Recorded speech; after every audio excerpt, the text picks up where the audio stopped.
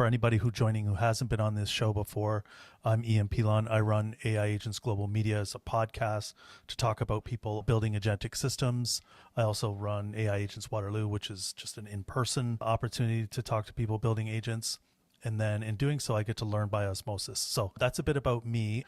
Today, we're going to have Mike on the show. And I just want to give some pre-context about how I got to know Mike for those that are going to be tuning in. We chatted a bit on Twitter a while back.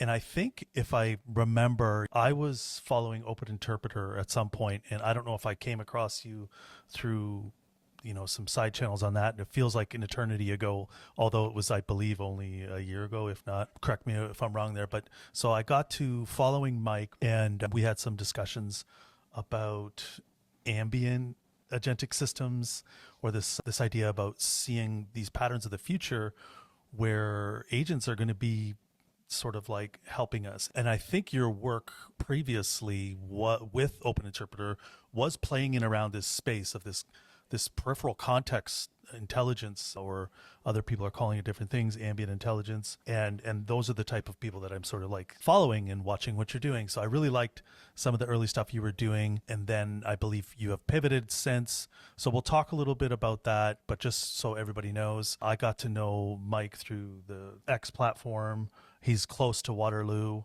Invited him down to be a guest speaker at AI Agents Waterloo. Did a great talk there, Mike. Thank you. And he's sort of like embedded in the ecosystem around here. So that's how I got to know Mike. Now you're the founder and CEO of Anetic and the host of Tool Use, all related to AI agents. So for those that don't know, this is Mike Bird. He's also an advisor at Menlo Research. So I'll just stop there and let Mike do better justice at explaining what he's doing and who he is. Thanks, Ian. Awesome to be here. Really glad we could have this chat. So a little background on me, been a software developer since 2015, got into the community product, more of like the people-facing side of things as it evolved. And then during the classic ChatGPT moment, I realized that is the future. That's where it should be. And I just started making a bit of content, little bit of tutorials, how to use certain tool, where the benefits are. And then the opportunity to Open Interpreter fell into my lap because my first viral tweet was just a demo of getting Open Interpreter running on my phone. And then from there, it just kind of snowballed. The open source AI community has been extremely supportive. Everyone's trying to level each other up, create tools, libraries, packages to just unlock new capabilities. And from there, I started working on, like I said, agents, whether it was computer use agents or eventually ambient agents. And the focus has always been to try to democratize access to this tooling. The big AI labs are going to keep pushing things forward and making sure that the cutting edge, the state of the art is always advancing. But a lot of people get left behind in that. And there's a few benefits to open source, which closed source just can't match. And I think that's extremely important for the future of not just the ecosystem, but even the economy as a whole. So a lot of my focus goes there, making sure I educate people on what's possible, what they can actually do today, rather than these one-off demos that are just flashy, trying to give people more benefits so they can automate the drudgery of life and be able to focus on the things that matters most to them. Oh, amazing. Great intro.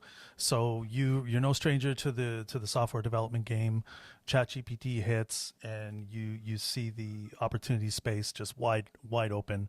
And I like how you're touching on the two things here. There's the closed source and open source, which is, I guess, land grabs as far as our attention and even our data. And this is a subject that I'm really interested in, sort of to try and not only figure out how I'm relevant in the future, but also how my children are going to interact with technology in the future. So where do you stand on that currently today? I know a lot changes in a year. Where do you see the race between open AI and closed AI? Is there, and I mean open as in open source AI and closed AI as in Sam's company. But yeah, where do you see the race right now? Is it still head to head, or where do you think about things like that? Well, closed source is definitely significantly ahead in terms of capability and performance. The vast amount of capital and talent that's gone into the space has given them a massive lead. And anytime open source is in the race, there's always a lack of direction and coordination. So it's a lot of different organizations working to move their needle forward in one way or another, while you get the big labs like OpenAI, where they can just centralize resources and push to a certain end goal. And they're always probably going to have some degree of a lead, but contrasting the current capabilities of open source and closed source ignores the fact at how much progress has been made in the open source ecosystem over the last couple of years. I remember when I first started making things with Open Interpreter, it was GPT-4 was just released. Most people are using 3.5 Turbo just for cost reasons. And it was so weak at doing a lot of things. You could nudge it and really give it good context to make it accomplish a basic task. But for anything more complex or multi-step, couldn't do it. Now you have free open source models that you can run on your computer, which are capable of these multi-step processes, not with the same degree of accuracy or reliability as the closed source models, but contrasting the past to the present, it's just made leaps. And on top of that, we're starting to get better in the open source community of having these tools complement each other. So one example is Augment Toolkit, which is an open source project that allows you to fine tune a model on your own data, as simple as uploading a file, and then you can output a model. What this will unlock is more and more people developing their custom models that accomplish certain agentic tasks. So they're going to be able to specialize a model on accomplishing task A, and then someone else would accomplish task B.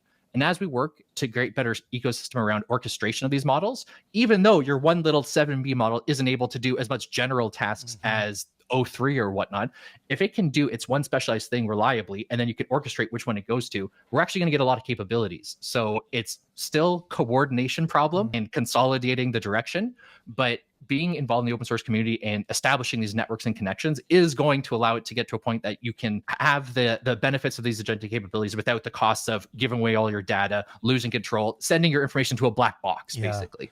Yeah, great insight there. So then maybe I should stop thinking of it as a race and more of like they're both going to have benefits and disadvantages, where I kind of think, or this is just my own opinion, I think OpenAI, they're having a land grab on people who are okay giving away data, right? They're just like, I don't really care. I've got nothing to hide. So they are getting hooked into its advanced capabilities now with memory, and people are now getting more like, oh, wow, this thing's getting smarter about me. So I can feel that they'll get their hooks into consumer applications where I feel like enterprise play, it's like that's very private data that becomes part of the ability to serve your customers. And there's multiple ways that you can look at this. So I'm really sort of happy the way that things are looking right now. It feels like the playing field, as you mentioned, democratization of these tools, I feel like are going to be available to everybody that wants it, and those that don't will just go to closed source tooling and they're okay with it. So in your professional focus on practical AI is fitting here, and that's led you to found Enetic, which is coaching professionals on AI. So what does an AI coach do, and what's the number one problem you're solving for people? What are you seeing when they're coming to talk to you? What are the reoccurring themes that a coach like you helps? Is it enterprise plays, or who uses somebody like you? It's a wide range of people, from salespeople to executives, and it's kind of anyone who's motivated to take their current workflow and see what they can offload so they can focus on other tasks. A lot of people come to me saying, I use ChatGPT. I realized the capability. I have it write emails for me, but how do I AI the rest of my life? How do I automate different processes?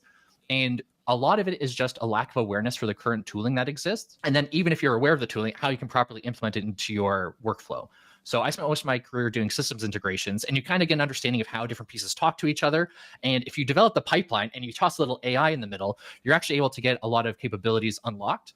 So most of the coaching is just kind of analyzing the current workflows, where there's friction, where they have issues with spending too much time repeating the same task over and over, and then figuring out what they're comfortable with in terms of sending away to the LLM providers. And there's a nice balance there between, okay, if you want to get high performance, go to closed source, but if you want something local and secure, do open source locally. And then where they can kind of start getting a flywheel effect, where instead of just saying, I want to have a AI summary of every email I get for the day in one general report. That's cool and all, but what can you do with that information? You inject something to the CRM. Can you have replies drafted where you don't want to necessarily have the AI send off the email, but if it can get you past the blank page problem and you're able to get a template set up where you can just do a quick proof check and make sure it's up to your standard, all of a sudden it just reduces the time allocated to email response. And then you can focus on building, do the human stuff. So a lot of it is bespoke and custom, where it's kind of working with them to figure out where they get stuck.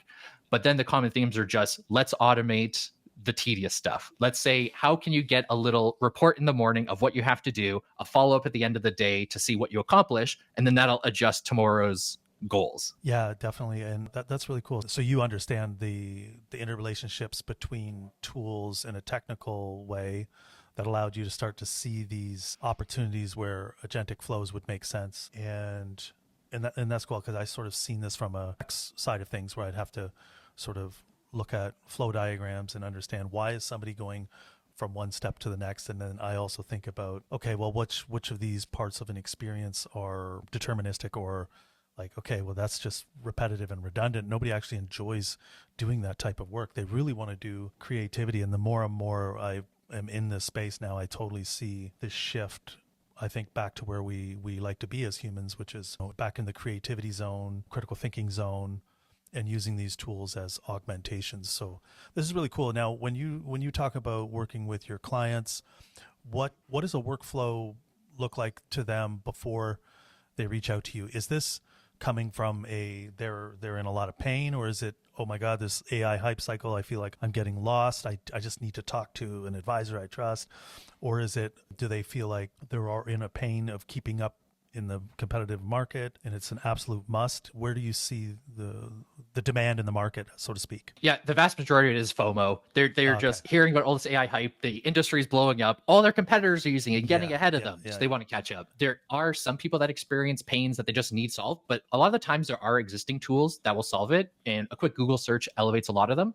But now you're starting to have people implement these tools and they're already outdated. You're implementing something in your process, which is alleviating the pain temporarily, but not optimizing the future trajectory you're on. Yeah. So it's mostly people just being like, hey, I don't want to miss this wave. And with the acceleration it's experiencing, if you don't latch onto it now and see where it can provide benefit and actually just get comfortable with it, you tend to get left behind. Yeah. And that's one issue with small businesses, because they just don't have the same amount of resources to, throw a bunch at the wall, see what sticks. They need to be more diligent in it. So it's very important that they just remain open-minded to adopting new processes, look up content, talk to people, just try to figure out what would actually work in your situation, because the longer you wait, the further the gap is that you're going to have to overcome. Yeah, it's almost like you just have to play with this new technology, but you got to play with it to figure out what its edges are, and I think that's what I enjoyed doing over the last year, is really pushing it to try to figure out, well, where does this thing break? And I think you mentioned sort of that the early use cases were like, okay, I'm writing an email or whatever. People are using ChatGPT and figuring out, oh, this thing can get creative storytelling. But then at the same time, where you're already imagining, like, yeah, but what can you do next with that? And maybe tool use, your show helps you start to inform your clients about what that next steps looks like.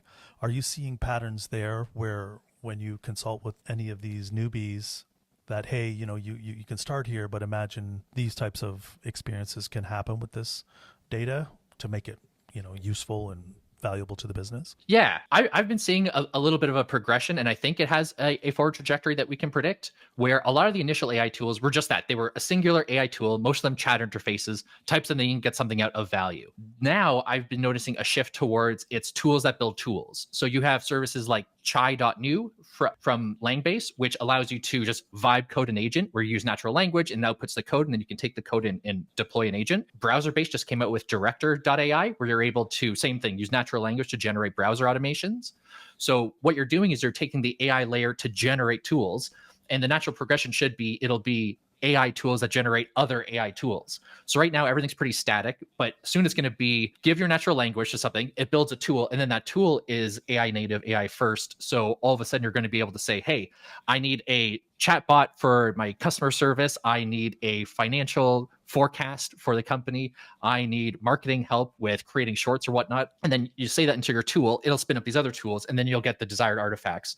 So it's going to really enable a singular person or a small team to be able to compete with these large companies. Do you give them the tools to experiment and say, okay, just sort of describe your business? Because to me, from a UX practitioner's mind, I think in flow maps, and I go, well, describe the journey you're on to me. And then that's what I used to do, is map out all the stages of a journey, including the interstitial spaces between tools or experiences. Do you feel like that's hard to get out of people, or them just naturally talking about their business with AIs helps them draft these agentic flows? Because I know you're saying that, like, there's new tools out now, you just talk in natural language. I haven't used them yet, so maybe help me understand what that looks like. Is it really that smooth where they can just talk to it and this system is smart enough to figure out the entire flow, or is it give it an 80% good enough, and then they fill in a little bit more. Yeah, the two boundaries I find are facing a lot is having realistic expectations where people say, "Oh, AI can do it, just give it whatever and it'll output a final product." Well, the reality is more like you said, the 80-20. And the other side, the other boundary is people just not being aware of what it is capable of. What processes can you even feed into it? So many times people have approached me, they said, "I have all this data. How do I use it with AI?" And it's like, well, what's the objective? What are you trying to do? What is the workflow? Where are actual like logical points? Because the main benefit of AI is being able to take in a fuzzy input and output something predictable. So if you have natural language from a user input, you can take that structure in a way that can go into your database correctly, or you can feed it into another pipeline. But people will just see data and be like, all right, I want this AI to tell me like where I'm missing something, or what are some opportunities. And it requires a lot more hand holding to get to that point. Okay. But people just need to explore the creativity and just kind of experiment with it, see what happens, push these boundaries, because every new model that comes out, the boundary changes. Even the different providers have different boundaries. The tooling that you provide it has different boundaries. So one area that I found has been massively successful is the tool generation, like I was alluding to before. The example from when I talked at AI Agents Waterloo, the Obsidian plugin generator. Anyone that uses Obsidian, if they get a small idea for a way that they can optimize their workflow, they can use natural language, it outputs the plugin, and then all of a sudden you've increased the capability of your knowledge base. If you can apply that to different aspects of your business, you don't necessarily need AI everywhere, because deterministic code is much more predictable, reliable, and cheaper to run. Yeah. So you're able to just say, create a script to accomplish this. And then even though the script's not AI, use AI to generate it without needing to know how to code, needing to know what libraries exist. So that's a good way to kind of benefit from AI without needing AI to be a part of everything. Got you. I think this really painted a picture for me, so that if I'm imagining sketching out a flow diagram, and any business owner can do this, is sort of just like napkin sketch or whatever, like here is the function of my business, inputs in, output, served customer. As long as you can start to map it out and understand deterministic versus non-deterministic points of the flow, then you can say, okay, here might be the opportunity for AI to augment this part of the flow. Can you give an LLM that flow diagram and ask it to find deterministic and non-deterministic parts of an end-to-end experience? Yes, I've had mixed results. I've found when I ask an AI system, help me improve this other system, a lot of the responses will either be generic, not specific enough to actually apply, or it'll just go with things that are so hypothetical that the current tooling is not capable of it. I found a better approach is to have more of a conversational approach to interacting with the AI, where you say, this is what I'm trying to accomplish. These are the constraints. These are the inputs. These are the desired outputs. And then just kind of go back and forth and iteratively get to a solution. Okay. The magic bullet of just uploading a doc and getting out a golden path rarely has worked in my experience, but everything changes. So by the time this goes out, who knows, it might be doable. But I think you're onto a very important point there, and you've probably felt that same pattern that I did. The more that I played with it, the more I realized it's and I don't have a better way to describe it, maybe you do, but it's keeping it on a very tight leash. It's like, I don't want you to think too far out. And maybe that's where me dropping in a flow diagram, it's like, if I had sectioned it off and only went in small, one app to another, or one step to another, it could probably do a good job without getting crazy. But I feel, the more freedom I give it to explore, the more off the rails it goes, so to speak. And that's what I mean about finding that boundary space, where playing with these things allows you to find them, and you go, oh, I realize my prompt engineering now is just way different, right? I actually have a web page. I built an app that's just a web page of my favorite prompts, which are basically like little rules to keep this interaction tight and getting outputs. Is there a point where you discovered that on your own, or how long were you from your ChatGPT moment to today did you figure out that these things need that real tight controls or they go crazy? Yeah, there wasn't a definitive moment. A lot of it was just through trial and error, because the goal is push its boundaries. It is capable of by asking overly ambitious things, but then realizing that you're most likely going to have to pull it back, have an initial conversation around the 30,000 foot view, high level, give me the architecture, the concept, and then take the different components from that and then have isolated conversations around each one just to maximize the chance of success. Things like projects are wonderful. So you can upload a bunch of context, update it, and then you can have these conversations without having to repeat everything. But trying to accomplish too much in a given conversation, it's just imagining like, when you're talking with an LLM, it's triggering different spots in the latent space. And if you try to send it too many directions, it'll make either poor associations or too broad associations. So you want to keep it relatively tight, which is one of the reasons why excessively long prompts don't perform as well because you're sending the LLM in too many different directions. Okay. If there is, I don't remember what the number is, but there is a limit to introducing chain of thought examples, where if you try to give it a few examples in the prompt, it'll help. If you add too many, it really narrows it down to be too aligned with these, and you don't get the creativity. And then you could try to adjust the temperature and whatnot, but then you're just going back to like brute force trial and error. So my recommendation is like, have a specific goal. Don't be too broad. If it's not giving you good results, tighten it up, and then use them in conjunction. The output from one conversation can be the input for another. It doesn't all have to live in one place. Very cool.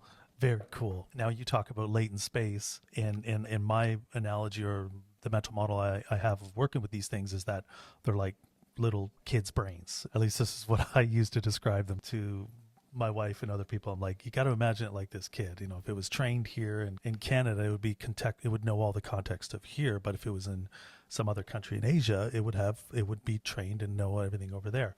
So this latent space that you speak of, is there a way that you can describe that to help people understand what that means? I don't know. I think that's common maybe for you, but for other business people that are like wanting to get into AI, when we use terms like that, what does that mean? Yeah. So a way that's helped me kind of develop a mental model on it is when you hear about these models, a 7 billion parameter model, 14 billion parameter, etc. That's how many different neurons it'll have, how many different inputs. And all these are little weights, just numbers, vectors. And when an input goes in, depending on how it triggers these different vectors, determines the output. So the latent space is a concept where all of the embedded knowledge, because these big models have to be different, and if you put in running, it's going to be complete. So if in your prompt you put in my cat in the house was running, it's going to trigger down all of these paths. And then when it tries to generate an output, all of them kind of influence each other in terms of what weights are activated to generate the output.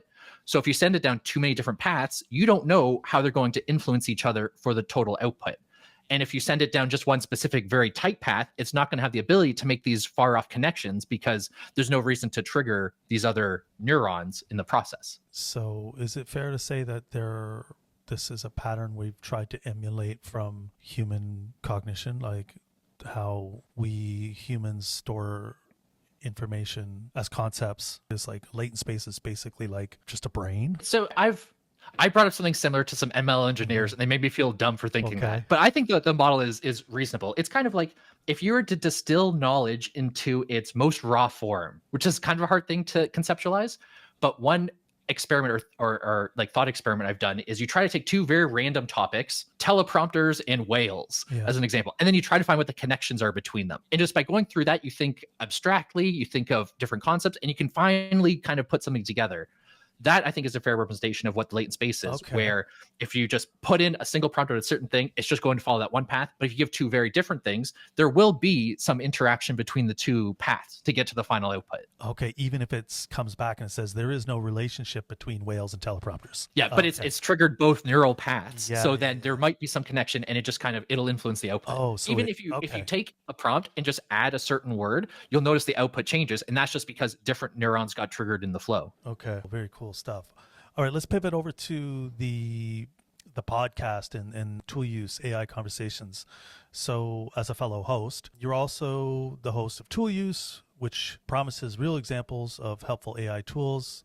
As a fellow podcaster, I'm curious, what gap did you see in the AI conversation space that made you decide to start the show around this? So originally the show kicked off, me and Ty Fierro, we both worked together at Open Interpreter. We would have weekly calls about like, hey, what did you learn about AI this week? And we just like got each other up to speed. The space moves so quickly that in order to keep up with it, you have to spend your life on Twitter and Discord and Archive. And it's just too much. So by going about your day, trying to get the information you can, doing a quick little knowledge share was really helpful to us. And we just thought, this is cool. Let's put it on the internet. Yeah. So we started just doing little demos, little news updates. But then when we started bringing guests on, we noticed that there's so much depth to the knowledge that people bring when they focus on a specific tool or task.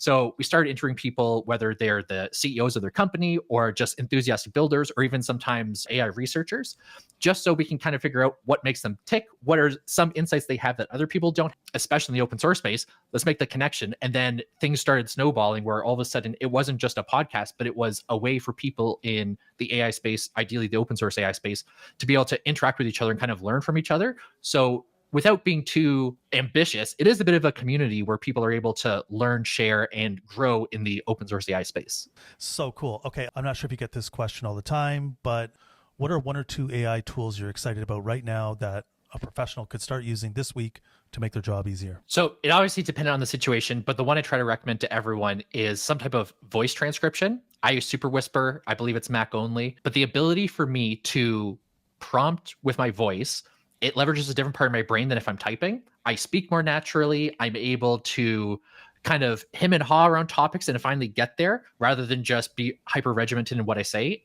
and what I type, the way that I speak. So it's a higher bandwidth of input. So I'm able to get the prompt in faster. When you pair it with tools like Open Interpreter, you're able to actually initiate computer control with your voice.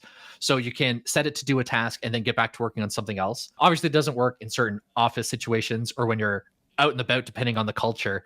But the ability to have both modalities of input has been massively beneficial. And then that kind of carries into the other tools. So pulling it back to the Obsidian plugin generator, I can just talk about what I'm trying to do, what my objective is, what the constraints are, and then it will generate the plugin that I need. Where if I'm typing, it takes a lot longer. I'll probably backspace a whole bunch. Plus, being a terminal app, copy paste doesn't always work the best. So that's one that I definitely think more people should explore just to see if it works for them. Might not be for everyone. And the other would be some type of code generation tool, whether it's Cursor, Windsurf, Claude Code, something where you can take your ideas and output artifacts with it. Because a lot of people get intimidated by code. They don't have a background in programming. It's all just gibberish to them. But the ability to create static things that can help you in your day is massively beneficial. And since we have access to so many different models and interfaces, you can have Cursor output you a Python script to automate task A. You can take that same script, upload it to ChatGPT, be like, do you see any problems with this? Am I going to like expose my data? It'll audit it, give you an output. If you want a second opinion, do the same with Claude. You're able to have these different entities kind of evaluate if what you've created is going to serve your purpose. And then it's just one thing that now you have it. What's the latest script I made? For tool use, the thumbnails on Spotify, you can do the regular shaped thumbnail or the square one as well. So I just make the one and then I have a script that turns it square. That's all it does. But I used to have Open Interpreter do it for me. Having that conversation every time was a little tedious. So I'm like, let's just take the code, make a script. And now it's just one simple command line, which you can automate. And then it's just one less thing on my plate to do. Very cool. And then with your shows, which one stands out to you the most? Which were you like, oh my God, it changed you right away? Any of your shows that jumped out at you? I've been super fortunate where I've had a lot of great guests on. I don't think there's been a specific tool that stood out to me, but having some of the builders on, one I can think of is Adam Cohen-Hill. He is just a ambitious hacker who takes an idea, turns it into reality as much as possible, just ships. They came out with, him and some buddies came out with a AI coding agent, which was well received. And it was just that builder mentality where you live in a hacker house, you go to all the SF meetups, and it's just inspiring to see the people who exhibit high agency. They live by the just do it mentality. And that really influences me because a lot of people will develop such highly specialized knowledge to make a certain product very well.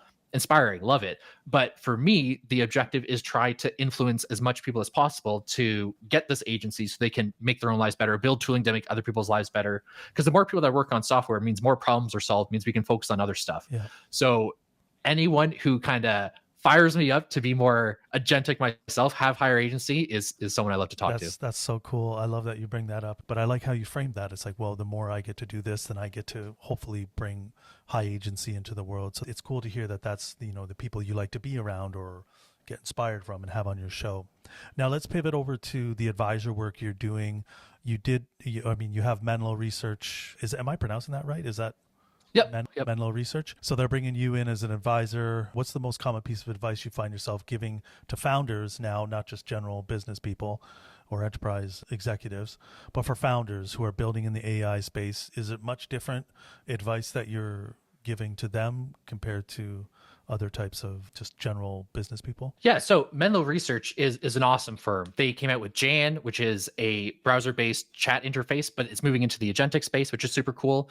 They're doing a lot of work in the robotics space, which is awesome. And what I have found is when you get to the point of building products, a lot of people suffer from being so heads down in the work, especially being a research lab. They want to learn, they want to push the boundary, do these things, that the focus on the end user is not always the top priority because they want to discover, innovate, create new things. But a lot of the struggle is getting in front of the user, figuring out how they use it. What are the real benefits? How do you promote it? Because this space is noisier than any other space. There's a new demo coming out every single day. It's overwhelming at times. Yeah. So by being able to cut through the noise by saying, I need to really tighten up my ICP, who is the person I want to serve? What are the problems that they're facing? And how can I present this in a cohesive, consumable way so that the people who need or who would benefit from this tool are able to get it? The more generalist your tool, the harder that is. So you have to come out with more strategies for being able to hit these different ICPs, figure out how people can do the promotion for you. The reason I got involved with Menlo in the first place was I use Jan, and it's the open source alternative to a lot of other chat interfaces. I loved it, so I started making demos about it, and they reached out being like, we enjoy the way that you help our product reach other people. Help us, teach us. So a lot of it has been like in your realm, the UX side of things. The beta version of Jan that they're coming out with is showing a lot of promise for what the future of Menlo will bring. So I encourage people to check that out. Cool. Yeah, it's a lot of it's just like get in front of the user, see how they use it. I had Stephanie Druga on, and she did an amazing job with AI education, where she would work with children and their parents to figure out how can children learn with the help of AI and learn about using AI. And the biggest thing advice she had was just like, look at what they might click in a different way. They might put a weird thing into the text input. Everyone uses it differently, and your assumptions are going to be wrong. What are your thoughts on that as far as, education goes? Where do we go to sort of make up for what the schools are afraid of? Number one, they're really afraid. At least this is what my kids are telling me. They're in high school. So are you hearing anything like that where education is very apprehensive? They think it's a cheating tool. And where do you think we can go to help younger people discover how to use these tools? Yeah, I don't think there's a consensus. One area that has come a fair bit is the teacher's opinion on whether using ChatGPT for helping with essays is appropriate or not. I think it's important to focus on teaching kids about the safety of using AI, both in terms of what they should and should not share with it, how they interact with it. A lot of companies like Character AI, as an example, will add such personality to them that people can develop a relationship with the AIs, and that has led to negative consequences. So being able to properly inform that this is a machine, you're interacting with the computer in a new way. This isn't a human. This isn't like a conscious entity, although debates out on that one, but just making sure that people are aware of what it actually is and using a safe way. But then also figuring out how to not be too reliant on it, because if the homework task is write an essay on this, that is no longer a task that is relevant in today's world. What's important is being able to grasp, understand, retain, and regurgitate information in a way that it actually sits with you. So updating the curriculum to say, similar to how calculators came out, but we still do math, there's still going to be a need to be able to consume, understand, and share knowledge, but it has to be done in a different way. I don't think there's any place that I'm aware of, at least, that's doing this really well, but the ability for AI to be a hyper personalized tutor with infinite patience for every child should be a net positive for the education system. It's just figuring out how do we measure and ensure that the students are developing and they're not just falling back on, I'll let AI do the work for me. You know what? It's such a pleasure to have you on here, Mike. I really appreciate that you took some time out of your busy day to join me, share some of your stories with us. And as we wind down, looking forward, what do you see the role of the professional career evolving into with these rise of AI coaches and co-pilots? What skills become more valuable for humans in the workplace?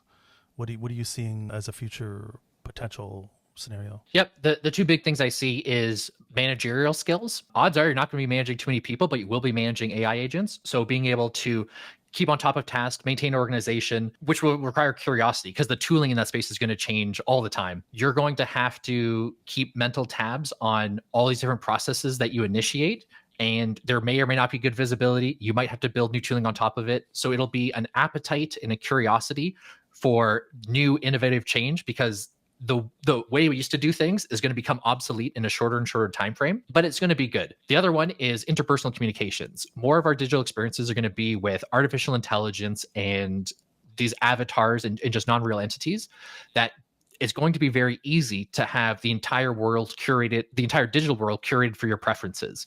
As soon as you go into the real world, people don't care. People will be rude to you. People will just speak their mind. You're not going to have the safety net of an AI that'll be infinitely patient. So it's going to be extremely important to go to these meetups, go to AI Agents Waterloo, talk to people, go to events, try to like increase the value of in-person interaction, because as we move to a hyper automated, hyper AI digital experience, humans are going to be innately craving human to human interaction. One of the reasons social media got so big is I can keep up with, people from back in the day. Yeah. But now there's going to be AI intermediaries. The algorithm decides what you get to see. But if you can just walk down the street and go talk to a human, both your days will be better, and it's going to help you adapt for this world where we're all going to want to escape the digital world on a more regular basis, because humans need human contact, and the lack of fulfillment that the digital world is going to give is going to be pretty impactful. Yeah, I love that perspective, Mike, and I share it with you. To close things off with a call to action, I will add some of your socials to the show notes. Is there anything else you want to leave with people before we wrap it up, Mike? I mean, if you enjoy this conversation, check out Tool Use. I talk to people a lot smarter than me who talk about a wide range of topics, so there's probably gonna be an episode for you. Reach out if you're building anything or even have an idea for building something. I love interacting with people who have an idea that they want to turn into reality. There was a product manager I used to work with, never coded in his life, built a tool for himself, and he just like pinged me every once and again, just a little question here, even just for a little motivation. And it's really exciting to see people get into the space, and I love seeing that. Plus, with the network that I have, the connections, I might be able to introduce you to the right person. So reach out, say hi, let me know what you're working on, and check out Tool Use. Amazing. Thank you so much, Mike. It's awesome to have you. Ian, this was a blast. Thanks. All right.